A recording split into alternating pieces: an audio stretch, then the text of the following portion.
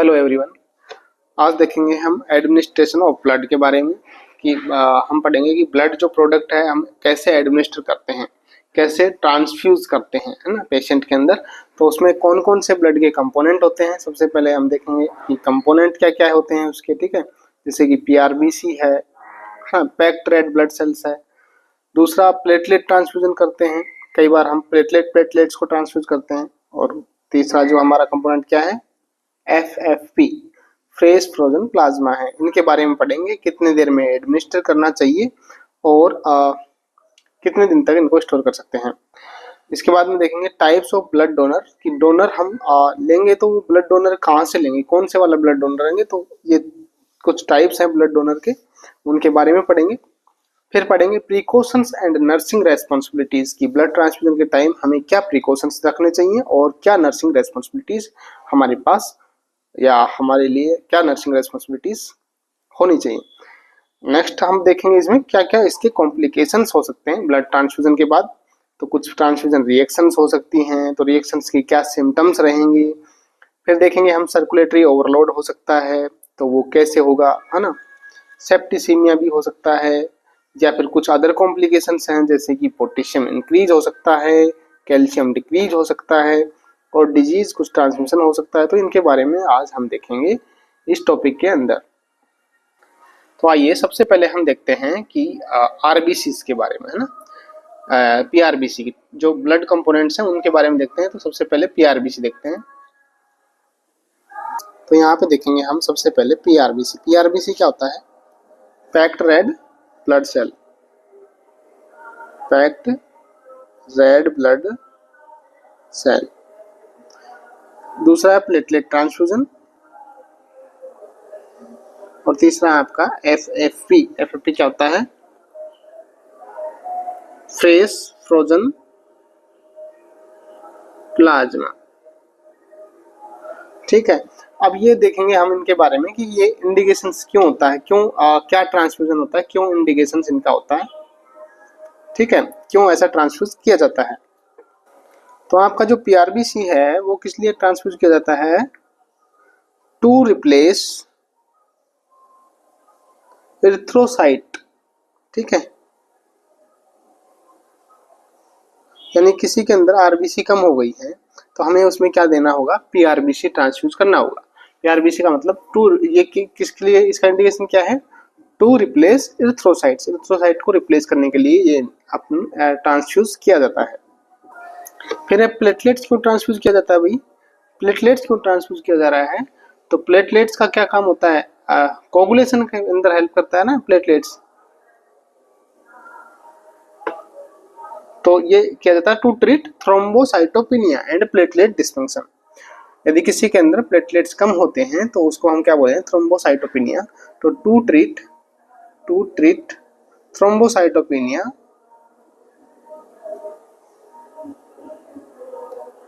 Thrombocytopenia को कम करने के लिए, उसको ट्रीट करने के लिए, एंड उसके साथ साथ प्लेटलेट डिस्फंक्शन को ट्रीट करने के लिए।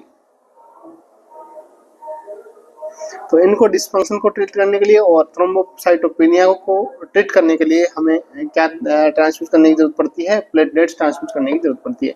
अब है फ्रेश फ्रोजन प्लाज्मा। तो फ्रेश फ्रोजन प्लाज्मा जो है ये क्यों जरूरत पड़ती है ट्रांसफ्यूज करने की, यदि किसी के अंदर लॉस हो रहा है तो वॉल्यूम एक्सपेंड करने के लिए। ठीक है, यानी कि वॉल्यूम कम पड़ गया, ब्लड वॉल्यूम कम हो गया है, तो वॉल्यूम एक्सपेंशन के लिए इसकी जरूरत पड़ती है। ठीक है, वॉल्यूम को बढ़ाने के लिए दिया जाता है। साथ ही यदि क्लोटिंग फैक्टर्स उसमें नहीं है तो टू प्रोवाइड क्लोटिंग फैक्टर,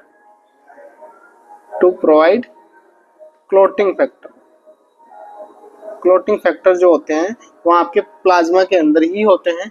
तो इसलिए फ्रेश फ्रोजन प्लाज्मा ट्रांसफ्यूज किया जाता है कि उसके अंदर क्लोटिंग फैक्टर चले जाए पेशेंट के अंदर, यदि कम है तो, या फिर वॉल्यूम उसका एक्सपेंड करवाया जाए। प्लेटलेट ट्रांसफ्यूजन क्यों किया जाता है, थ्रोम्बोसाइटोपिनिया को ट्रीट करने के लिए, प्लेटलेट डिस्फंक्शन को ट्रीट करने के लिए, और पीआरबीसी आपको पता है एरिथ्रोसाइट्स को रिप्लेस करने के लिए किया जाता है। अब देखते हैं कि पीआरबीसी जो है वो कितने टाइम में ट्रांसफ्यूज करना चाहिए। तो पीआरबीसी आपको 2 to 4 आवर्स के अंदर ट्रांसफ्यूज कर देना चाहिए। कितने आवर्स के अंदर? 2 से 4 घंटे के अंदर ट्रांसफ्यूज कर देना चाहिए पेशेंट के अंदर। जबकि प्लेटलेट्स और एफएफपी दोनों के लिए जो टाइम है वो 15 से 30 मिनट का है। कितना है? 15 से 30 मिनट। 15 से 30 मिनट के अंदर आपका एफएफपी ट्रांसफ्यूज कर देना चाहिए और 15 से 30 मिनट के अंदर ही आपका जो प्लेटलेट्स है उनको ट्रांसफ्यूजन कर देना चाहिए। लेकिन पीआरबीसी के लिए टाइमिंग क्या है? 2 to 4 आवर्स। क्वेश्चन आता है कहीं। यहाँ पे जो आपका फ्रेश फ्रोजन प्लाज्मा है उसको आपको जैसे ही, क्योंकि वो फ्रोजन है, फ्रोजन का मतलब जमा हुआ है ना, फ्रोजन है ना, वो फ्रेश प्लाज्मा है, उसको हमने फ्रोज करके रखा हुआ है, फ्रोजन करके रखा हुआ है। तो हमें क्या करना है, जैसे ही उसको निकाला है हमने, फ्रोजन फ्रीजर से निकाला, यानी कि उसके 2 आवर्स के अंदर अंदर हमें क्या करना है, उसको ट्रांसफ्यूज करना है। यानी जैसे ही निकाला ना फ्रीजर से, फ्रोजन है, तो फ्रोजन के निकालने के बाद 2 आवर्स के अंदर अंदर हमें उसको क्या करना चाहिए, ट्रांसफ्यूज कर देना चाहिए। लेकिन टाइमिंग ट्रांसफ्यूजन का कितना होना चाहिए? 15 से 30 minute. Infused with in 2 hours of thawing. जैसे ही उसको सामान्य टेम्परेचर पे लाने के लिए हमने निकाला, उसके 2 घंटे के अंदर अंदर हमें ट्रांसफ्यूज कर देना चाहिए। टाइम जो रहता है वो कितना रहता है? 15 से 30 मिनट। तो टाइमिंग का क्वेश्चन आता है ना।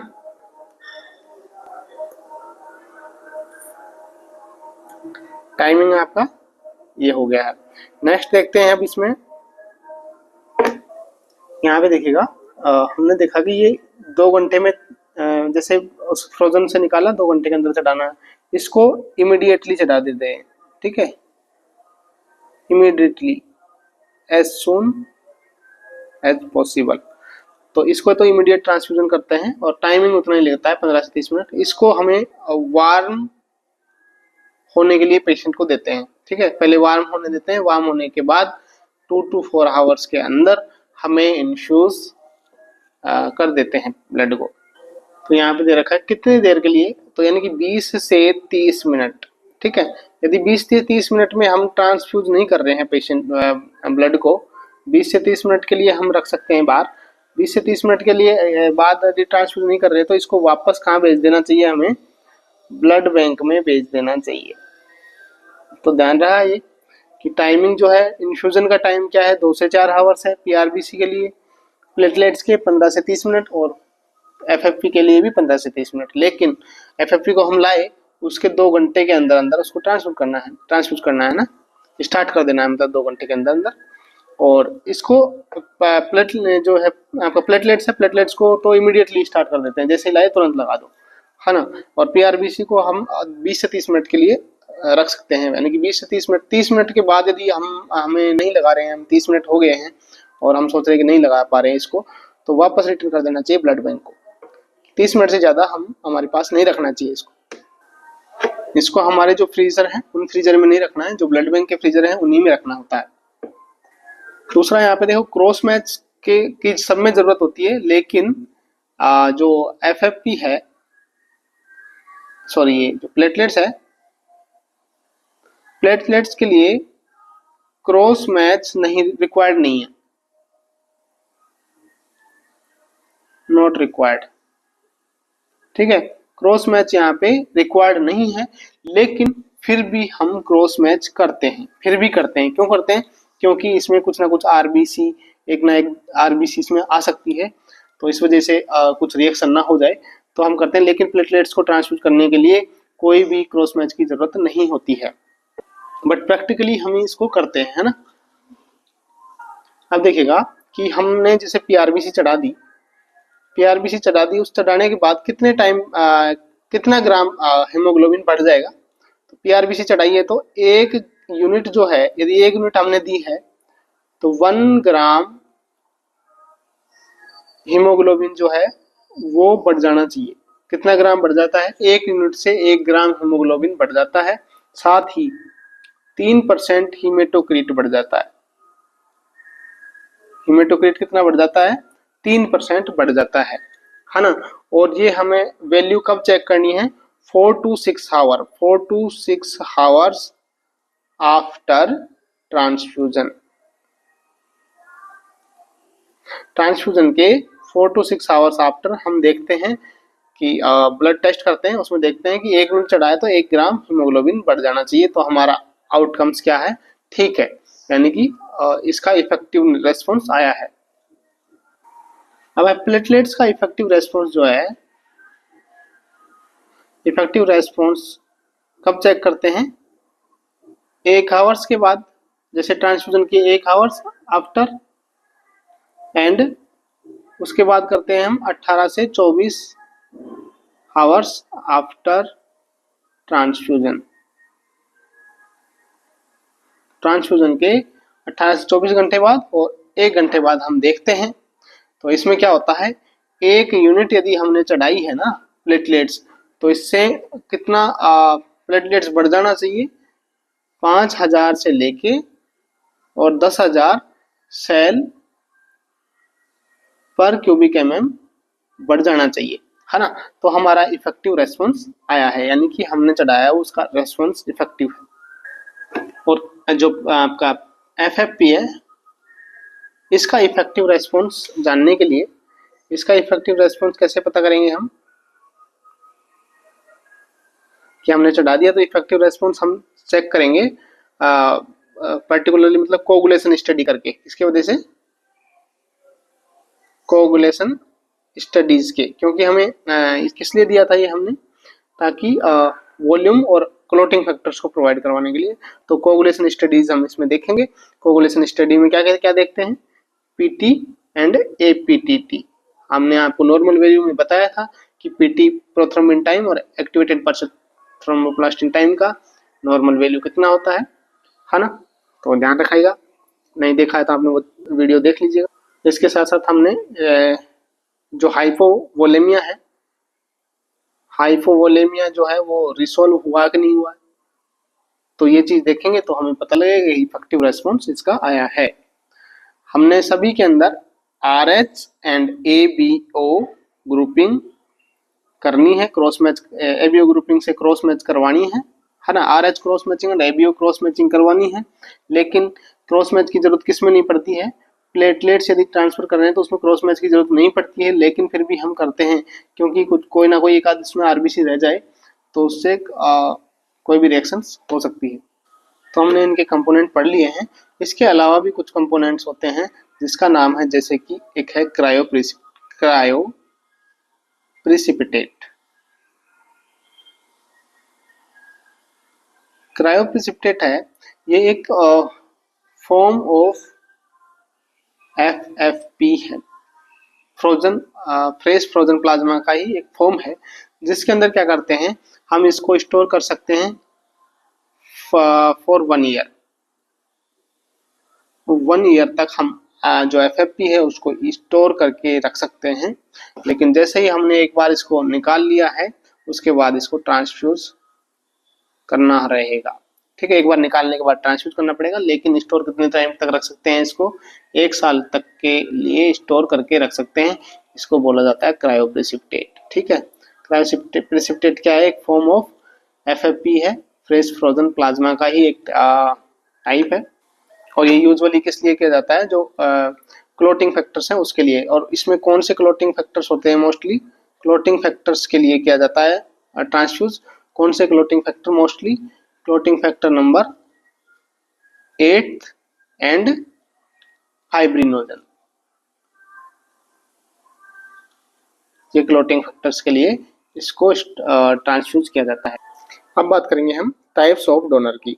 तो डोनर कितने प्रकार के होते हैं, तो यहाँ पे मोस्टली जैसे ऑटोलोगस डोनर हो गया। ऑटोलोगस का मतलब होता है कि खुद का ब्लड निकाल लिया गया, जैसे कोई प्रोसीजर करने से पहले, कोई भी प्रोसीजर किया जा रहा है, यानी कोई ऑपरेशन किया जा रहा है, उससे पहले खुद का ही ब्लड निकाला गया है ना, सेल्फ ब्लड, खुद का ब्लड निकाला और प्रोसीजर के बाद उसको ट्रांसफ्यूज कर दिया गया उसी के अंदर, तो उसको बोलते हैं ऑटोलोगस डोनर। तो ये वाला जो होता है ऑटोलोगस डोनर, इसके अंदर ओवन ब्लड निकाला जाता है, पेशेंट का ओवन ब्लड निकाला जाता है, खुद ही डोनर होता है पेशेंट, है ना।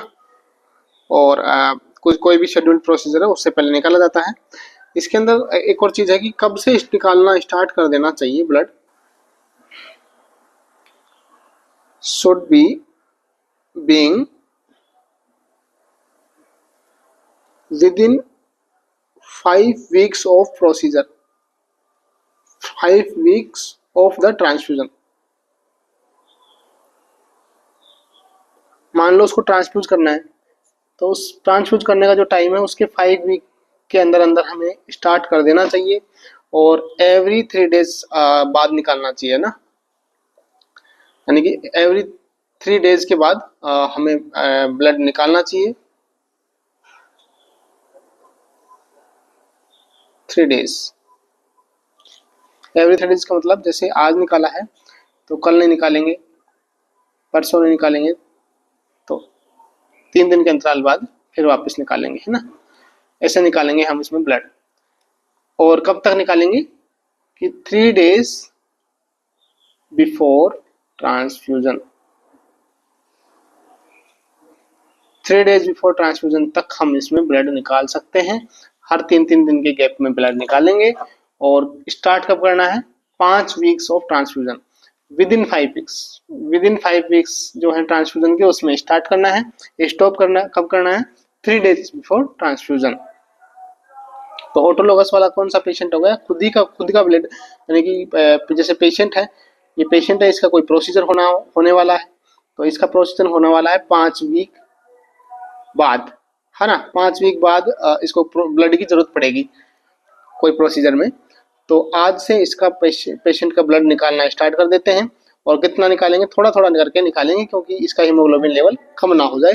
तो सबसे पहले आज निकाल लिया जैसे, तो उसके बाद 3 दिन बाद, 3 डेज के बाद वापस दोबारा निकालेंगे, है ना। फिर 3 डेज के बाद दोबारा निकालेंगे, ऐसे हर के हम निकालते रहेंगे। और जैसे लास्ट ट्रांसफ्यूजन जो स्टॉप कर देंगे हम 3 डेज बिफोर, ठीक है। जैसे मान लो आज इसको ट्रांसफ्यूज होना है और इसके 3 दिन पहले हम इसको बंद कर देंगे, उसके बाद हम इसमें नहीं लेना है ना। तो उस दिन तो ट्रांसफ्यूज करना पड़ेगा। तो ये रहेगा ऑटोलोगस में हमको देखना है। ब्लड साल्वेज का मतलब होता है जैसे कि कुछ इसमें भी, ये भी एक टाइप से ऑटोलोगस का टाइप ही है, ऑटोलोगस का टाइप ही है। इसके अंदर क्या होता है कि कोई ब्लीडिंग हो रही है पेशेंट को ना, उस ब्लीडिंग को हम एक्यूमुलेट करके, कलेक्ट करके, जैसे कोई कैविटी के अंदर ब्लीडिंग हो गई है ना, उस ब्लड को कलेक्ट करके उसको साफ किया जाता है। साफ करने की एक स्पेशल प्रोसीजर्स होती है, उसके द्वारा इसको क्लीन किया जाता है और क्लीन करके वापस पेशेंट को ही ट्रांसफ्यूज कर दिया जाता है। इसको बोलते हैं ब्लड साल्वेज। और एक आपका होता है डेजिग्नेटेड डोनर। जो डेजिग्नेटेड डोनर मतलब कोई भी एक दूसरा आदमी जो रेसिपिएंट लेके आ रहा है और वो उससे ब्लड ट्रांसफ्यूजन करवा रहा है। तो जैसे कि उसके रिश्तेदार हो गए, अननोन पर्सन भी हो सकता है, कोई भी डेजिग्नेटेड डोनर जो दूसरा आदमी है, तो वो वाला डेजिग्नेटेड डोनर कहलाता है।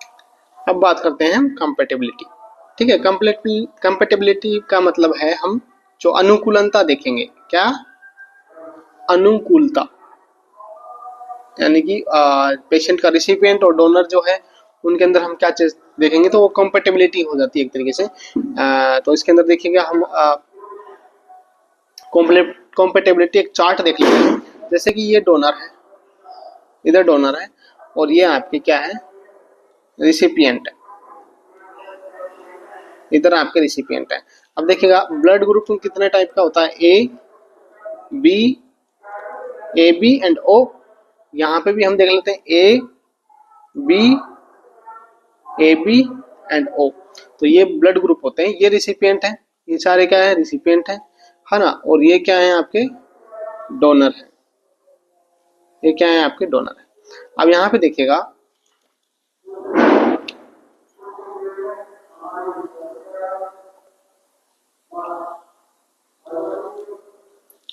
यहाँ पे हम देखते हैं कि जो ए ब्लड ग्रुप है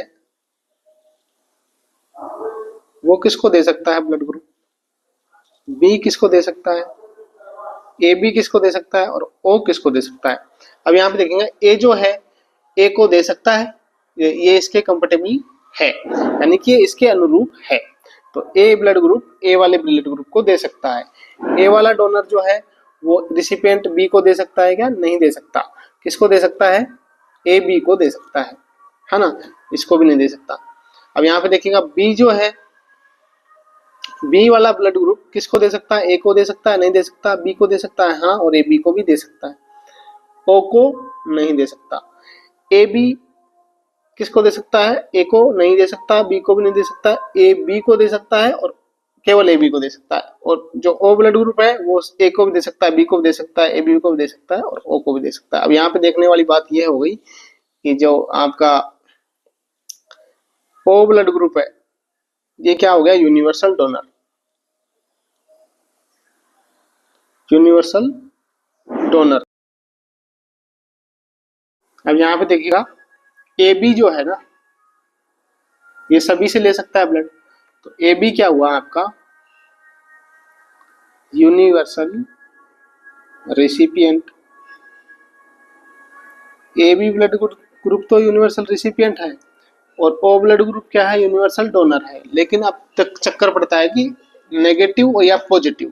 तो यहाँ पे देखिएगा आर एच पॉजिटिव का मतलब है जिसके पास एंटीजन प्रेजेंट है, तो वो आर एच पॉजिटिव है।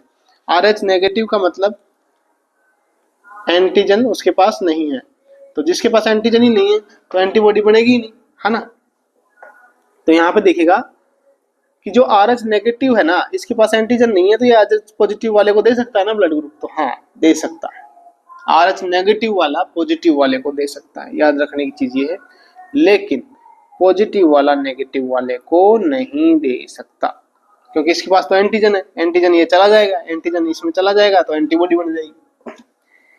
इसलिए ये चीज ध्यान रखना भाई, जिसके पास एंटीजन है तो इसलिए बोला गया ना उसको पॉजिटिव। पॉजिटिव मतलब उसके अंदर एंटीजन है, तो जिसके अंदर एंटीजन है तो वो ब्लड ग्रुप ले सकता है, ले तो सकता है लेकिन दे नहीं सकता, क्योंकि दे देगा तो एंटीबॉडी बन जाएगी। तो इसलिए याद रखने के लिए ओ नेगेटिव क्या हो गया आपका? डोनर हो गया, क्योंकि पॉजिटिव तो फिर नेगेटिव को नहीं दे सकता ना। तो ओ नेगेटिव क्या है? Universal donor. और ए बी पॉजिटिव क्या है आपका? Universal recipient. A B positive universal recipient हो गया और ओ नेगेटिव यूनिवर्सल डोनर हो गया। लेकिन जिनका ब्लड ग्रुप ये होता है तब भी हम क्या करवाते हैं? क्रॉस मैच जरूर करवाते हैं, ठीक है। क्रॉस मैच जरूर करवाते हैं ब्लड ट्रांसफ्यूजन से पहले, लैब में सैंपल भेजते हैं और क्रॉस मैच जरूर होता है ना। अब बात करते हैं प्रिकॉशंस एंड नर्सिंग रेस्पॉन्सिबिलिटीज की। तो यहाँ पे देखिएगा एनएस के अलावा कोई भी सॉल्यूशन उसमें नहीं डालना है। एनएस हम ऐड कर सकते हैं, इसके अलावा कोई सॉल्यूट उसके साथ में कोई सॉल्यूशन नहीं दे सकते ब्लड के साथ में। दूसरा, मेडिकेशन यदि दे रहे चल रही है पेशेंट को तो मेडिकेशन हमें ब्लड के साथ नहीं देना है।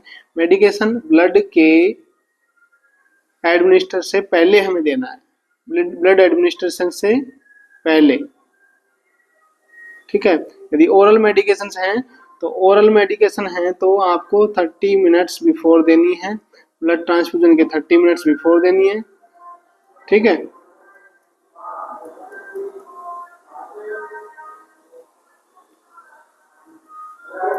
और यदि आईवी दे रहे हैं तो आईवी हम दे सकते हैं लेकिन पहले देना है, एडमिनिस्ट्रेशन से पहले देना है। 30 मिनट पहले ओरल मेडिकेशन पेशेंट को देनी है। बीटी सेट जो है हमेशा चेंज करना है। बीटी सेट आपको जैसे एक ब्लड यूनिट लगा दिया है, दूसरी यूनिट लगा रहे हैं तो दूसरा बीटी सेट लगाना है। और पेशेंट के बैग पे हमेशा एक्सपायरी डेट, ब्लड ग्रुप और जो उसको क्रॉस मैच कर लेना है, ब्लड बैंक से जो इश्यू स्लिप है उसको और पेशेंट का जो ब्लड ग्रुप रिपोर्ट है उससे उसको क्रॉस मैच कर लेना चाहिए, है ना। उसके बाद देखोगे इंस्पेक्ट करना है बैग को भी, कोई लीकेज वगैरह तो क्लोट तो नहीं है, लीकेज तो नहीं है, उसमें कोई बबल्स तो नहीं है। यदि ऐसा कुछ है तो रिटर्न कर देना है हमें ब्लड बैंक को इन्फॉर्म करके। और ब्लड को जो है आपको 20 से 30 मिनट के अंदर अंदर चलाना स्टार्ट कर देना चाहिए। जैसे ही हमने लाए हैं ब्लड बैंक से तो 20-30 मिनट के अंदर अंदर हमें इसको स्टार्ट कर देना चाहिए। वाइटल साइन हमें मेजर करने हैं इससे पहले, ट्रांसफ्यूजन से पहले और 15 मिनट बाद। उसके बाद हर 1 घंटे में हमें चेक करने हैं और 1 घंटे बाद तक, ट्रांसफ्यूजन के 1 घंटे बाद तक हमें उसको चेक करना है। और दूसरा, यदि कोई रिएक्शन होती है, जैसे ही कोई रिएक्शन होती है, मान लो पेशेंट के अंदर कोई रिएक्शन आपको दिखाई दे रही है, ट्रांसफ्यूजन रिएक्शन, तो सबसे पहले इमीडिएटली स्टॉप करना है, स्टॉप ट्रांसफ्यूजन। ट्रांसफ्यूजन को सबसे पहले स्टॉप करना है। उसके बाद change IV tubing and start NS. तो आईवी लाइन जो है आपकी बीटी सेट को हटा के एनएस वाली जो आईवी लाइन है उसको लगाना है ना। सबसे पहले क्या करना है, आपको स्टॉप कर देना है ट्रांसफ्यूजन को, एनएस स्टार्ट कर देना है और उसके बाद नोटिफाई टू एचसीपी। ये ध्यान रखना, एक क्रम से भी पूछ लिया जाता है कई बार क्वेश्चन। तो रिएक्शन यदि हो गई पेशेंट के अंदर तो सबसे पहले स्टॉप करेंगे, फिर एनएस देंगे और फिर इन्फॉर्म करेंगे। एक यहाँ पे बीएमडब्ल्यू का क्वेश्चन भी आता है, बायोमेडिकल वेस्ट मैनेजमेंट का, कि हमें ब्लड बैग को किस में डिस्कार्ड करना चाहिए। तो ब्लड बैग को कौन से बिन में डिस्कार्ड करना चाहिए, तो ब्लड बैग को हमें करना चाहिए येलो बिन में, येलो बिन में डिस्कार्ड करना चाहिए ना। ठीक है, इसके साथ यदि बीटी सेट है, बीटी सेट को किस में करते हैं, उसको करते हैं रेड बैग में, क्योंकि वो प्लास्टिक आइटम्स है। ये भी प्लास्टिक ही, बैग भी प्लास्टिक का ही होता है, लेकिन ये प्लास्टिक का बैग रिसाइकल नहीं होता है, इसलिए इसको येलो बैग में या येलो बिन में हम डिस्कार्ड करते हैं, है ना। क्वेश्चन आता है, कई बार आया हुआ भी है। अब बात करते हैं इसके कॉम्प्लिकेशन। तो सबसे पहले सर्कुलेटरी ओवरलोड। सर्कुलेटरी ओवरलोड हो गया जैसे, यदि हमने रैपिडली उसके अंदर इन्फ्यूज कर दिया, बहुत ज़्यादा रैपिडली हमने ट्रांसफ्यूज कर दिया ब्लड को, तो उसमें सर्कुलेटरी ओवरलोड हो सकता है। सर्कुलेटरी ओवरलोड होगा तो क्या होगा, देखिएगा यदि ये जो नॉर्मल ब्लड बह रहा है इसमें थोड़ा ज़्यादा चला गया है, यानी कि और ज़्यादा भर दिए हैं, तो हाइपरटेंशन हो जाएगा, बीपी बढ़ जाएगा पेशेंट का, हेडेक उसको होगा हाइपरटेंशन की वजह से। हाइपरटेंशन होगा तो हेडेक होगा ही, क्योंकि ब्लड के अंदर ज़्यादा ब्लड हो गया, ज़्यादा क्वांटिटी आ गई। टेकिकार्डिया रहेगा, हार्ट रेट को ज़्यादा बढ़ाना पड़ेगा, हार्ट को पंप करने की कैपेसिटी, क्योंकि हार्ट के अंदर ज़्यादा ब्लड आ रहा है तो हार्ट रेट बढ़ेगा। इसके साथ साथ जब हार्ट रेट बढ़ेगा, स्पेस ज़्यादा लेगा, तो वहाँ पे कफिंग और डिस्निया और ये सब चीज़ें उसमें पेशेंट को हमें देखने को मिलेगा। तो ये क्या है, सर्कुलेटरी ओवरलोड के साइन सिम्टम्स हैं। सबसे पहले हमें क्या करना है, यदि सर्कुलेटरी ओवरलोड हो गया है तो सबसे पहले स्लो करना है इन्फ्यूजन को, स्लो इन्फ्यूजन। ठीक है, स्लो करना है और पेशेंट को पोजीशन देनी है। पोजीशन कौन सी देनी है, अपराइट पोजीशन। कौन सी पोजीशन देनी है, अपराइट पोजीशन। उसके बाद हमें एचसीपी को इन्फॉर्म करना है और यदि जरूरत है तो ऑक्सीजन एडमिनिस्टर करनी है। ठीक है, यदि जरूरत है तो ऑक्सीजन एडमिनिस्टर करनी है। हमने देखा था रिएक्शन यदि हो जाती है पेशेंट के अंदर तो स्टॉप करना है। रिएक्शन में क्या करना है, स्टॉप करना है, आईवी एनएस स्टार्ट करना है, उसके बाद एचसीपी को नोटिफाई करना, हमें इन्फॉर्म करना है। लेकिन यहाँ पे क्या होता है कि ओवरलोड में स्लो डाउन करना है, पोजीशन देनी है पेशेंट को, है ना, और उसके बाद एचसीपी को। नेक्स्ट है, इसके अलावा क्या हो सकता है, देखिएगा सेप्टिसीमिया हो सकता है। सेप्टिसीमिया का मतलब है इन्फेक्शन हो सकता है ब्लड के अंदर, है ना।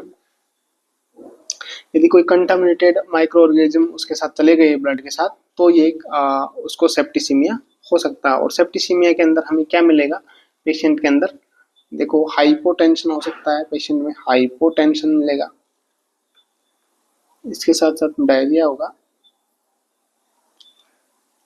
शॉक एंड वॉमिटिंग हो सकती है, शॉक एंड वॉमिटिंग ये देखने को मिल सकता है। तो हमें क्या करना है, यदि ऐसा है तो एचसीपी को इन्फॉर्म करना है और ब्लड कल्चर लेना है। इसके साथ साथ क्या हो सकता है, देखिएगा पेशेंट के अंदर हाइपोकैल्सीमिया हो सकता है, यानी कि कैल्शियम का लेवल जो है वो कम हो सकता है यदि ब्लड ट्रांसफ्यूजन से। तो कैसे हो सकता है, सिट्रेट होता है ब्लड के अंदर, क्योंकि जो पीआरबीसी जो पैकेट होता है ब्लड सेल्स का उसके अंदर क्या रहता है, सिट्रेट रहता है ना। सिट्रेट जो करता है वो क्या करता है, बाइंड हो जाता है विद कैल्शियम, वे कैल्शियम के साथ बाइंड हो जाएगा और फिर क्या हो जाएगा, एक्सक्रीट हो जाएगा, किडनी इसको एक्सक्रीट कर देगी। तो इसकी वजह से हाइपोकैल्सीमिया देखने को मिल सकता है, आफ्टर ट्रांसफ्यूजन से हमें देखने को मिल सकते हैं। तो इसके लिए हमें सीरम कैल्शियम लेवल चेक करना चाहिए before transfusion and after transfusion. और हाइपोकैल्सीमिया के जो साइंस हैं उनको हमें क्या करना है, मॉनिटर करते रहना चाहिए। जैसे कि टिटेनी है, पेरेस्थीसिया से मसल्स वीकनेस है ना, मसल्स क्रैम्प्स है। इसके साथ साथ इसमें क्या हो सकता है, हाइपर कैलेमिया भी हो सकता है। हाइपर कैलेमिया यानी कि पोटेशियम का लेवल इंक्रीज हो सकता है, क्योंकि जैसे ही ब्लड ट्रांसफ्यूज करेंगे, ब्लड ट्रांसफ्यूज कर देंगे तो सेल्स के अंदर पोटेशियम होता है और वो रिलीज होता है। ठीक है, पोटेशियम रिलीज होगा। पोटेशियम जो रिलीज होगा तो हीमोलाइसिस के थ्रू, तो इसकी वजह से पोटेशियम का लेवल बढ़ सकता है। और इसके साथ साथ क्या हो सकता है, सिट्रेट टॉक्सिसिटी भी हो सकती है। सिट्रेट की क्या हो सकती है, टॉक्सिसिटी भी हो सकती है। तो thank you for watching the video. और नीचे में इसका आपको यदि ये पीडीएफ चाहिए तो मेरे व्हाट्सएप ग्रुप में जुड़ जाइए, वहाँ से आपको इसका पीडीएफ मिल जाएगा।